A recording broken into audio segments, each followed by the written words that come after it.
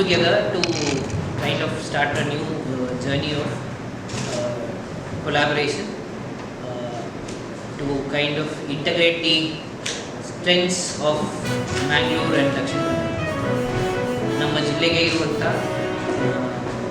ಸ್ಟ್ರೆಂತಲ್ಲಿ ಒಂದು ಅಂದರೆ ನಮ್ಮಲ್ಲಿರುವಂಥ education institutions, ಅದರಲ್ಲೂ ಪ್ರಮುಖವಾಗಿ NITK is the institution of national repute, which we are lucky enough to be having in our district.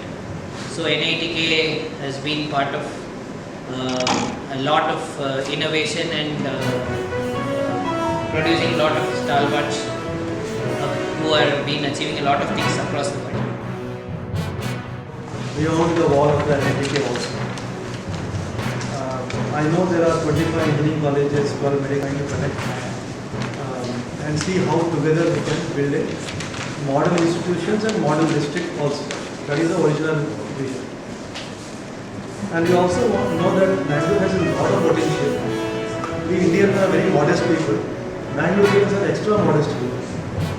A lot of good things are there, but no one wants to talk about it. ನಮಗೆ ಕಳಿಸಿದ್ದಾರೆ. ಅದಕ್ಕೆ ಈಗಾಗಲೇ ನಾವು ಎಲ್ಲ ಕ್ರಮಗಳನ್ನು ತಗೊಳ್ತಾ ಇದ್ದೇವೆ.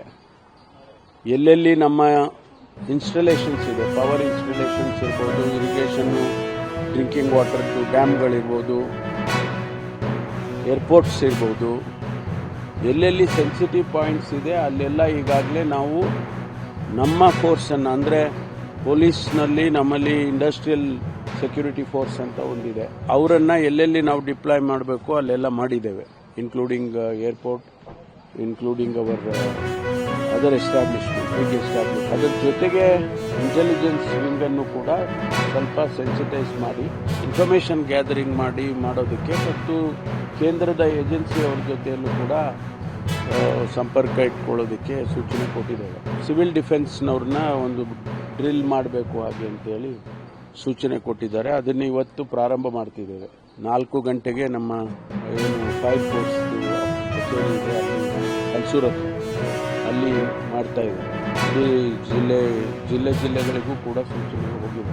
ಇಷ್ಟೆಲ್ಲ ನಾವು ತಯಾರಿ ಮಾಡ್ಕೊಳ್ತಾ ಇದ್ವಿ. ಮತ್ತು ಮಿಕ್ಕಿದ್ದೆಲ್ಲ ಅವರು ಕೇಂದ್ರ ಸರ್ಕಾರ, ಡಿಫೆನ್ಸ್ ಮಿನಿಸ್ಟ್ರಿ, ಹೋಮ್ ಮಿನಿಸ್ಟ್ರಿ ಅವರೆಲ್ಲರೂ ಕೂಡ ಅವರು ಮಾಡ್ತಿದ್ದಾರೆ. ಎಲ್ಲಿ ಸೆಕ್ಯೂರಿಟಿ ಕವರು ಕೇಂದ್ರ ಸರ್ಕಾರ ಮಾಡ್ತಾ ಇದೆ ಅವರು ಮಾಡ್ಕೊಳ್ತಾರೆ.